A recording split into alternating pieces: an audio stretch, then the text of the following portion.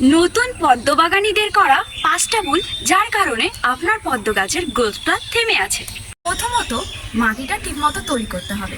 যদি গাছ প্রয়োজন অনুযায়ী আপনি সার দিয়ে ফেলেন কিংবা একদম নর্মাল মাটিতে মাটিটা ঠিকমতো তৈরি না করে গাছটা লাগিয়ে ফেলেন, সেক্ষেত্রে কিন্তু গাছের গ্রোথটা থেমে যেতে পারে। আর সেকেন্ড ভুলটা হলো গাছটা ঠিকমতো জল না পাল্টানো। অবশ্যই 2 দিন অন্তর জলটা অবশ্যই পাল্টাবেন।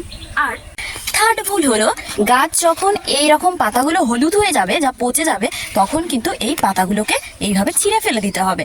আর ফোর্থ ভুল হলো যদি ফুল কোনোভাবে এসেও যায় এবং গাছের এত বড় ফুলের জন্য ভার সামলাতে পারবে না, তো আর এখন যেহেতু ঝড় বৃষ্টির সময় আছে, তো ভেঙে যেতেই পারে। তার জন্য অবশ্যই এইভাবে লাঠি দিয়ে বেঁধে দেবেন, তাহলে ভাঙবে না। আর যদি দেখছেন একান্তই ফুল আসছে না, তাহলে অবশ্যই সিউইড বা হিউমিক অ্যাসিড ব্যবহার করতেই পারেন।